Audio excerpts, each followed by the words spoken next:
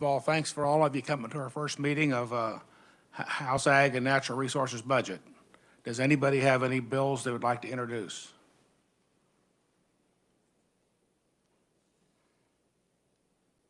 Okay. Moving on, is legislative research coming for anything? Victoria?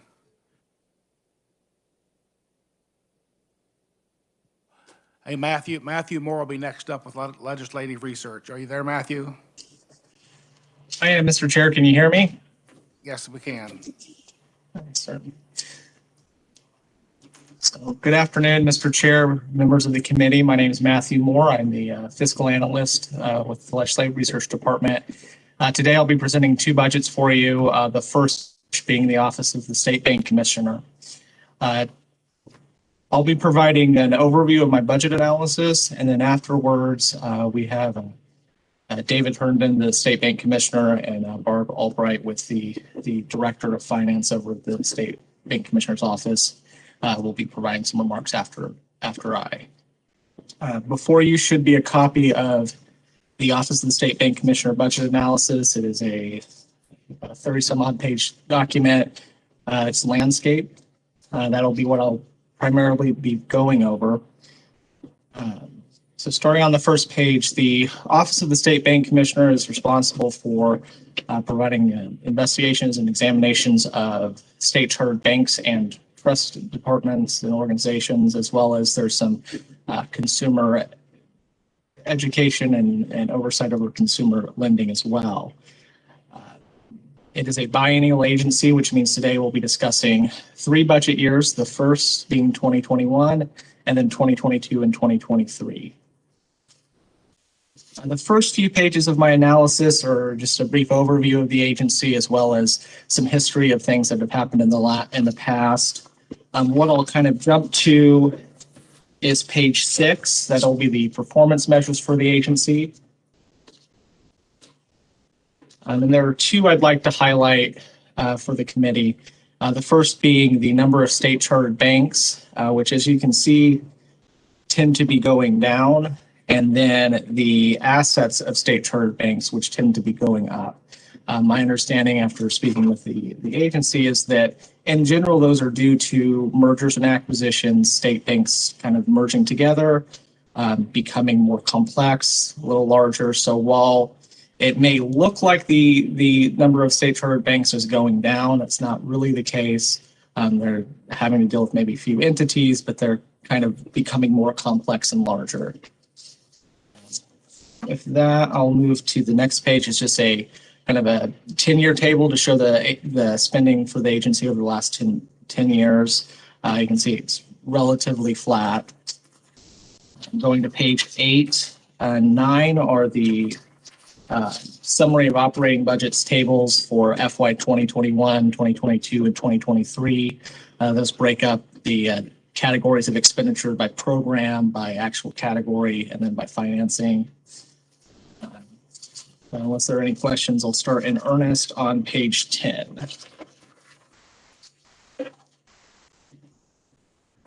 So on page 10, you'll see the budget overview for fiscal year 2021. You can see that the agency was approved last year for about $11.9 million, and the governor's recommendation is about $11.2 million. That is primarily due to the COVID-19 pandemic. The 2 things to keep in mind is that decrease is in generally contractual services. Keep in mind that the agency is operating on examining banks. So traditionally, it's going inside the banks, conducting examinations inside the banks due to the pandemic, because there are social distancing concerns over exposure. There's more of a shift from the in-person activities to virtual activities. So wherever there are instances of activities that were normally in person, that the agency can switch to being virtual, it's done so. And that due to that are some savings in travel for gasoline, meals and lodgings, and just general travel. Sometimes the agency has training opportunities for its examiners. A lot of those are in DC. That requires airfare, lodgings. Since those were moved to a virtual setting, there are some savings in those areas. And that's primarily the decrease in FY 2021. One thing I will highlight that is a difference between what the governor recommended and what the agency requested, it's about a $12,000, and that's due to the agency's supplemental request. So this year, for FY 2021, 2022, and 2023, the agency requested a supplemental and enhancement for raising its board member per diem rates. That starts on page 11. There's a table at the bottom, and kind of the description of it goes on to page 12. Apologize for any formatting issues. So those rates are what you can think of for the time that a board member spends attending a board meeting. Right now, it is currently set at statute at $35 an hour. My understanding is it hasn't been changed since the mid-70s. And the bank commissioner last year sought to change it, pursuing again this year, to raise that to about 150, and then kind of be able to kind of set a rate at around that. The governor didn't recommend it for this year for any of the years. So that is the decrease between the GovRec and the agency's recommendation, is that decrease of about $12,000 for raising those per diem rates. Again, I know it came up last year, wasn't included in the ultimate recommendation, and there was a bill pursued in the Senate to raise those rates and kind of make them more permanent. And due to the pandemic and kind of the shutdown in March, we didn't have it just died in the Senate. So if there are any questions, I can move on to 22. Questions, anybody? Okay. Go ahead, Matthew. Oh, wait. One. What was the rate that the Senate then recommended a year ago? So I apologize. The question was, what was the rate last year for the Senate and the bill? Correct. It was more of a sliding scale. I believe it was between maybe 125 and 150, and it would give the discretion to the bank commissioner on where to set that. But it was more of a sliding scale around that, still around the $150. Thank you. That I can move on to FY 2022, and that begins on page 13. As you can see, the governor's recommendation is $11.3 million, $11.7 million, which the only difference between the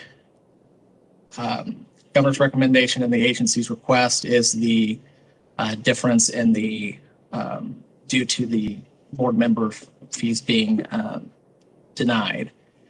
I will note the agency does anticipate relatively similar level of spending. There's a little bit of increase in contractual services due to kind of resuming those in-person activities, mostly the trainings.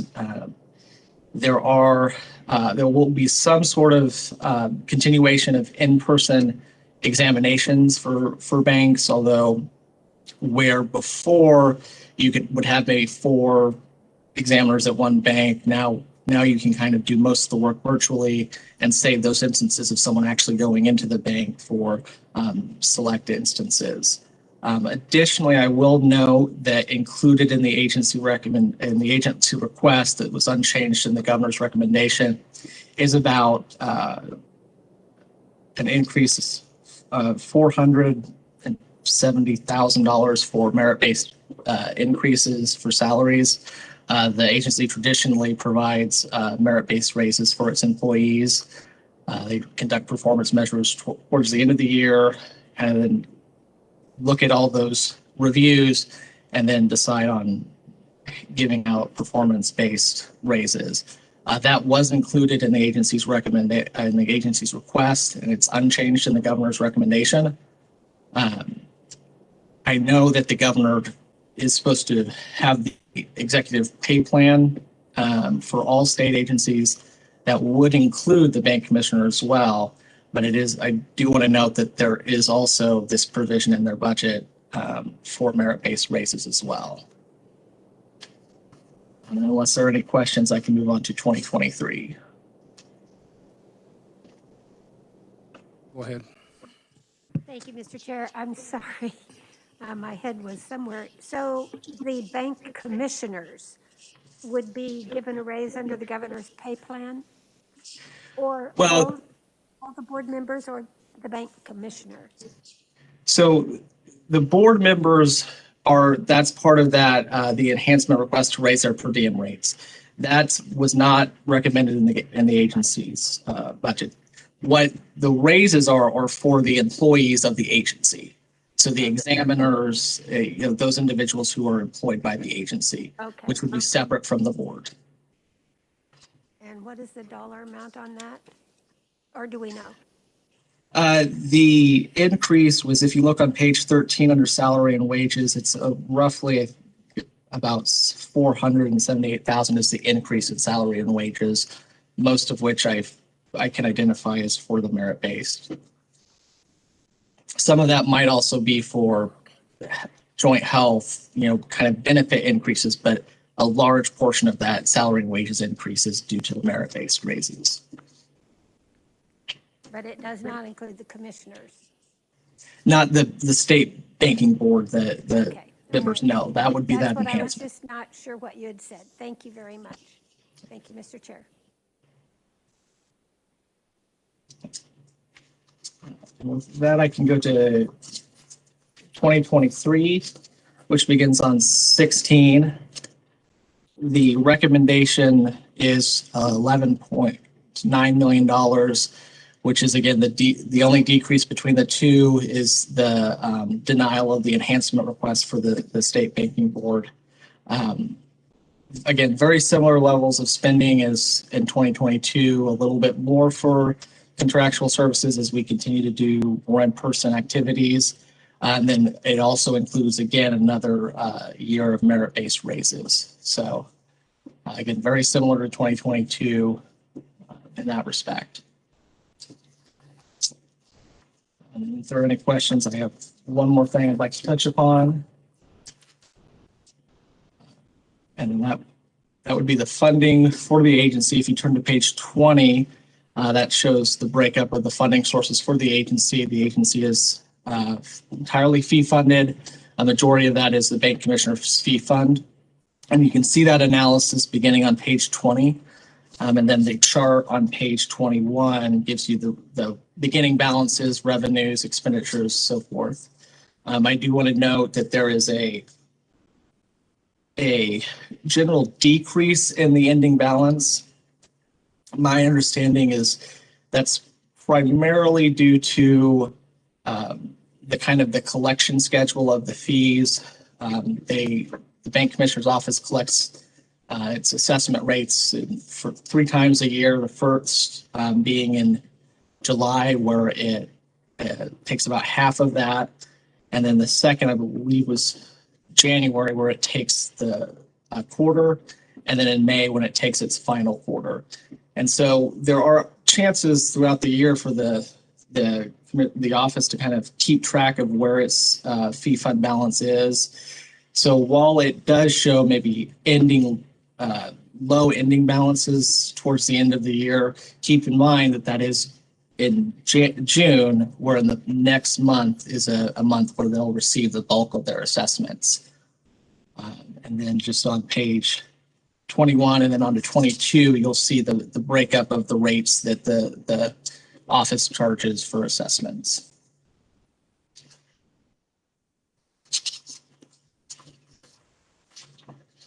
And unless there are any questions, the remainder of the analysis is just more of a program level view, which I can go into if you'd like, but it's just more of the descriptions of what I've already provided. So. Okay, Baker. Thank you, Mr. Chairman. So I have a question on your fees. Have those been adjusted in recent years, or do those remain flat? I'll defer that to the agency to provide more of a detailed look. I do not believe they've been adjusted in the last several years. I think there was a new category added for trusts last year for a larger, I think that if you look on page 22, the trust greater than $10 trillion, the very last category was added last year. With respect to the actual fees, I don't believe that they have been changed within the last several years. There might have been a little fluctuation maybe a couple of years ago, but for the most part, they've relatively stayed the same. Is that the trust bigger than $10 billion? Is that right? A lot of zeros there. Okay, thank you.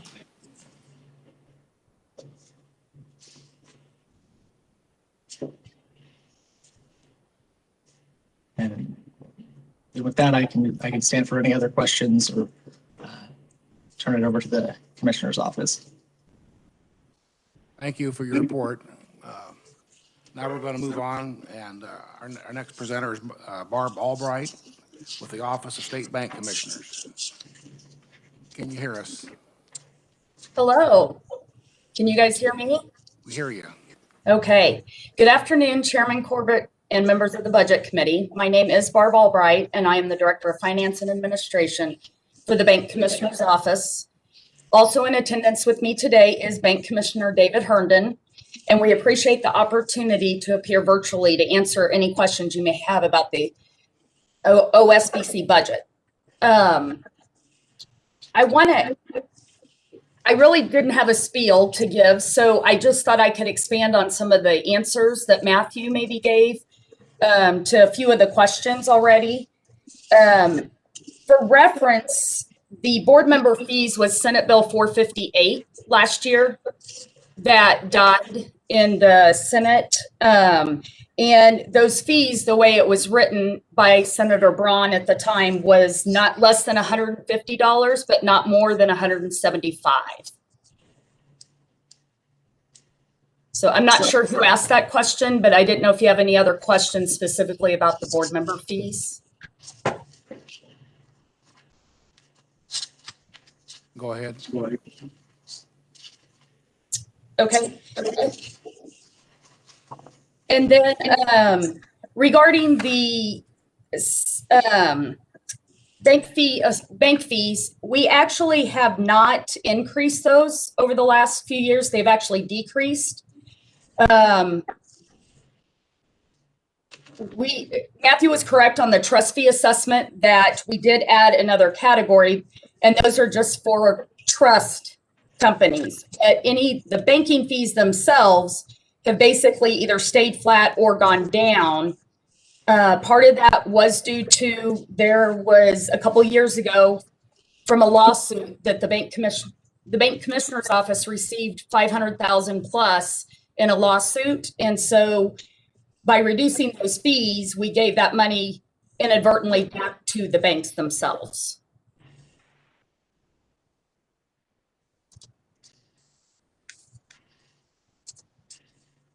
The only other thing I guess I would like to point out is that we are self-supporting agency based on fees from either our banks and or consumer mortgage lending division, and that we don't receive any state general fund, but we do submit $100,000 annually to the state general fund. Just 1 second. Representative Baker. Thank you, Mr. Chairman. So once again, you brought up the board members and their compensation. Are you having any difficulty getting people to serve on the board for $35 an hour? That's, as board members go, that's very inadequate. Yes, sir. We have gone, actually, it has been a struggle. Commissioner Herndon has worked very hard to fill those vacancies because we had several that were still attending our meetings and their terms had expired. and this wasn't just one or two. This was like 3 or 4. So it is very difficult to find people that want to serve, especially with the statute restrictions we have on the different parties and or districts in the state that have to be represented. So is that compensation per hour or per day? That is per day. $35 for a whole day? Yes, but in general, our meetings, depending on, how much executive session with problem banks, consumer complaints, those types of things, maybe a new trust company, really, you could probably say they last at most a half a day. So what is, I came out of the Federal Land Bank institutions, and I was served on a board there, and I guarantee you we didn't, we wouldn't have got anybody to show up for $35 a day. So I'll be interested, it'd be interesting to see the comparison between your organization and some of your competitors. I think now they get $50,000, $60,000 a year for a board seat. So kind of interesting. Thank you. Representative Gardner? Thank you. Thank you, Mr. Chairman. Thanks, Barb. Follow up from Representative Baker. Do you need legislation? Are you moving forward with new legislation this year to increase that fee? Actually, we would need legislation. Senator Braun, as you guys know, did not make it through elections. And so with this just dying in Senate last year due to COVID, really no one has picked it up. But this is the first, kind of mention and presentation we've had on it. If anyone is interested, we would love support. Well, I might recommend you might seek out a senator and see if they want to introduce a new bill this year. That would just be my recommendation. Probably started over in the Senate, not the House. But the second question I guess I have is, you've asked for the supplemental request of $12,000 some odd dollars to do this. Why can't you just absorb that $12,000 in your budget and increase the fees? Yes, Representative Gardner, we would be able to absorb that, but my understanding was that we had to kind of assign a dollar amount to what the increase would look like. We don't necessarily need the supplemental portion of the request. So. All right, you answered my question. Thank you.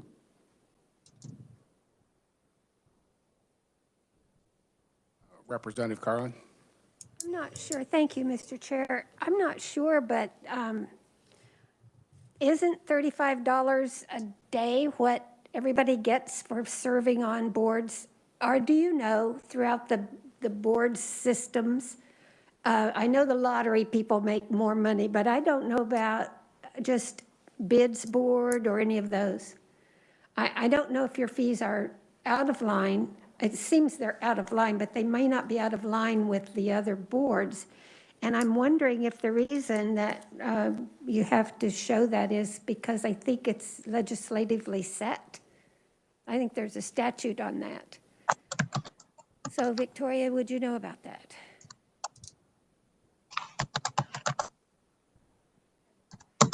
We could certainly, I mean, I'm sympathetic, and I think because all of our agencies do have the money to absorb fee increases. And so if that's true, they could be across the board as far as I'm concerned. But I just want to know the rules.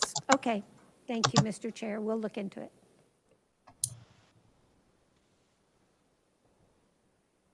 Mr. Chair, I might actually. Oh, go ahead. Sorry. Sorry, I might actually be able to respond to Representative Carlin's question. It is set by statute. I can get the exact statute number. There was actually a memo that I wrote for Senate financial institutions last year for the actual bill. It is set by statute. There are a handful of boards that receive different compensation rates, but the vast majority of them, it is $35 a day. And there are generally two ways to be able to change that. One is through a bill to change it and make it law, but there is a way to do it through proviso, which is how would their supplemental have been included. It would have been through proviso, which is more of a year by year, not a permanent change. So I can certainly, if you'd like, provide you with a copy of the memo that I did, kind of outlining board member compensation.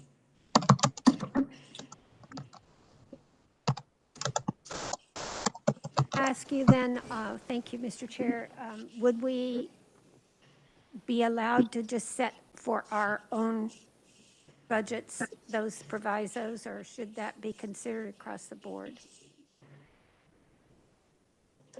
I mean, I You can't can find really, that out as well. well, I would say that is a policy question more for you as to what route you'd like to take. It's not impossible to do it. I'm just asking you if it's legal according to the statute. If there's not a statute for each one, is there? Or is it in the statute that writes banking commission rules? Is that where I find that? No, there is a general statute for all boards across the state. Like I said, I can more than happy to provide you my memo from last year. It details in depth how the compensation statutes work together. And I'd be more than happy to provide that for you and even speak with you about it if you'd like. Well, I introduced a bill this morning that sets up a board and commission, and we were talking about $35 a day because we thought that's what it had to be. And so that's why I happen to be more familiar with it. But thank you. We'll get that information. Thank you, Mr. Chair.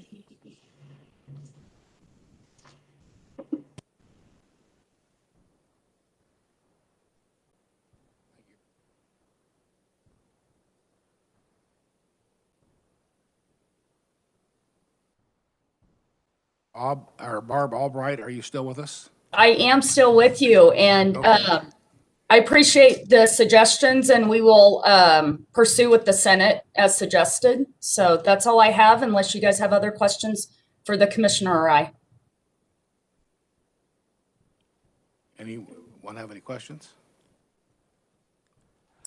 Well, thank you for your testimony, and we'll close this one out and get ready for the next one. Thank you very much. Thank you.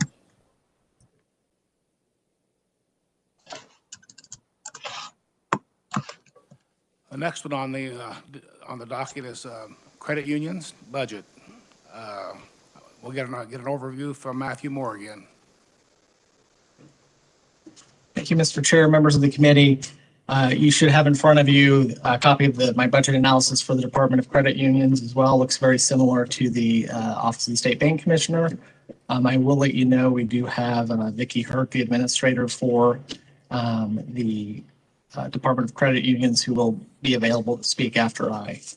I will begin on page 1. Looks very similar to the Office of the State Bank Commissioner. The first few pages are just a brief overview of the agency, a few of the major issues from last year, along with the budget trends and the summary of the operation of the state operations. I will go to page 9, where we do begin the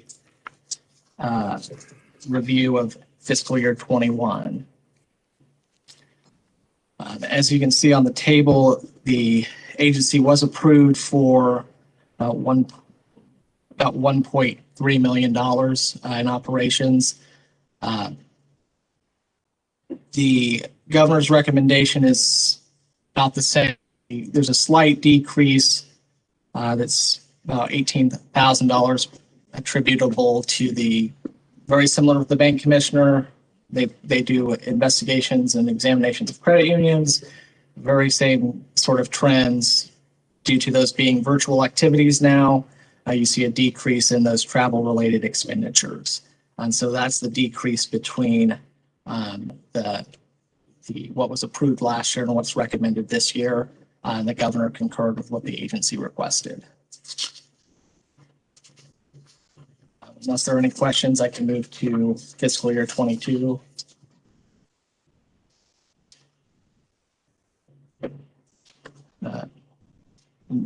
fiscal year 22 begins on page 11.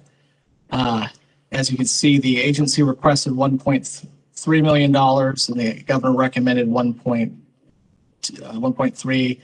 There is a decrease of about $55,000. That is due to the agency requesting some funds for about a 4.5 to a 5% increase in salaries. That was removed due to in the governor's recommendation. I will note the governor does have the executive agency pay plan for all executive agencies. The credit unions would be included as in that pay plan. So while the governor did pull out the funds that they had set aside for salary increases, they may get some if the executive pay plan is approved by the legislature. Other than that difference, there's no real change in the agency's budget over FY 2021. They anticipate about a similar level of spending. Unless there are any questions, I can move to fiscal year 23.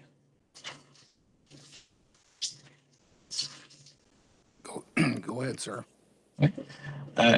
Again, you can see it's on page 13, fiscal year 23. The agency requests 1.3 million. The governor recommended 1.3 million. There is that slight decrease in the governor's recommendation due to, again, the agency requesting for some salary increases, but the governor removing that in her recommendation. Again, very similar to 22, the agency anticipates a similar level of spending. If there are no questions, I can move on to page 18 to discuss the funding sources. On page 16 is where the funding sources begin. That's the credit union fee fund, entirely fee-funded agency. The credit unions is a little bit differently than the bank commissioner, where they just have a flat percentage of 0.2% on all credit union assets. That's just a flat rate for all assets. There's not a tiered level as you would see with the bank commissioner's office. If you look on page 17, you'll see the same table of revenues, expenditures. There is a general decrease going down.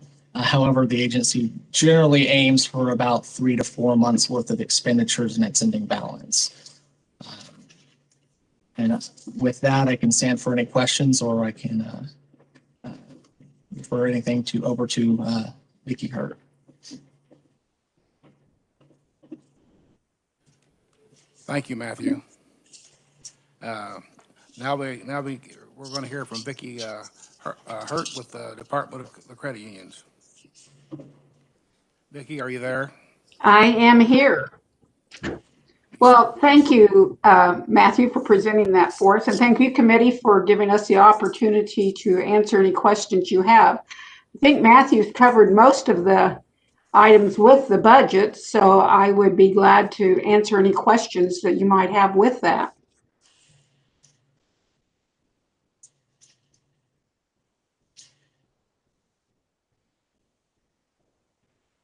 No questions, right?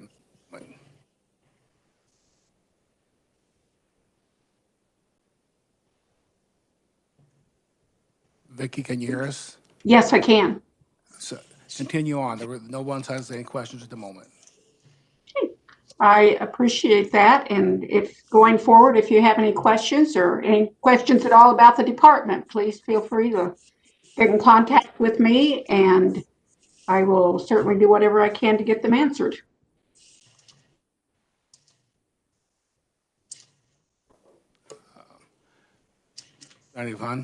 On. Thank you, Mr. Chairman. So I'm going to plead the freshman fifth over here and ask a general question.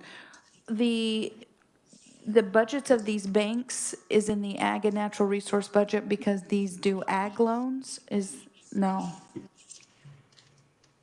Sorry, is that a silly question? We do a few ag loans, but Matthew, maybe you can answer that better, why it's in that committee. Matt, I'll take it. I would defer to Victoria on that one, yes. Thank you, Mr. Chairman. My name is Victoria Potts with Legislative Research. And so we divide budgets up by function of government: agriculture, natural resources, transportation, and public safety. But there's one called general government, which is usually what credit unions and bank commissioner would fall into. But the general government budget committee can't hear all of the general government budgets. There's just too many. So some of them get allocated to committees like agriculture and natural resources. So it's just a process. It's to help us move along in the process. There's just too many general government ones. That is so helpful. Thank you very much. So Vicki, are you through with your presentation? Yes, yes. Okay. Well, thank you very much. Thanks for helping. So, Thank you. Committee, if there's any other questions for the testimony, we're going to close the hearing on this one. And Victoria, do you have some thoughts you want to give us?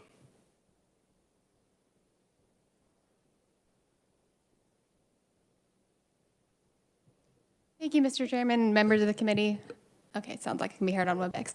Again, my name is Victoria Potts with Legislative Research, and I just wanted to touch on the process of what happens next. Some of you are new to budget committees, so I just wanted to take a second. Yesterday morning, I sent out a document called the Budget Committee and Subcommittee Report Out Procedure, and I said I would go over it in committee, so that's what I'm doing. So what just happened was called a budget hearing, obviously. Tomorrow, this committee will meet and make recommendations on the budget for the state bank commissioner and the credit unions. And what recommendations mean: you can add money to an agency's budget, you can take money away, you can add language saying that you would like to see the bank commissioners per diem raised. You know, you can make notes like that. Really, recommendations can fall into anything. They can just be comments, they can be adding money. So that's what you'll do tomorrow. After that, Matthew will write up what your recommendations were, what you voted on. After he writes up that summary document of what you did, he's going to email it to all of you with a deadline that you have to reply by, so that you agree that those recommendations can be passed to House Appropriations Committee. We used to have you physically sign a piece of paper saying that you agree that these budgets can move on, but with COVID, we're trying to cut down on how much everyone touches. So you'll receive an email from Matthew, and you'll reply to Matthew and say, I agree that this budget can move on to House Appropriations. What else? One more thing. When you receive that email, please don't hit reply all. Reply all would constitute a discussion among all of the committee, and that would break Open Meetings Act requirements. So just reply to the analyst or to Matthew. Yeah, please don't hit reply all. And I will stand for any questions about that. Yep. Basically, we'll be getting these done in a pretty rapid order, and just keep this rolling to try to be done around the 18th, we hope, right, Victoria?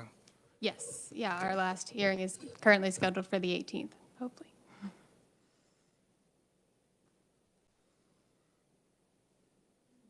Great. So, does anybody have anything else for the good of the order today? We'll close out this and call the meeting over. Thank you, guys and gals.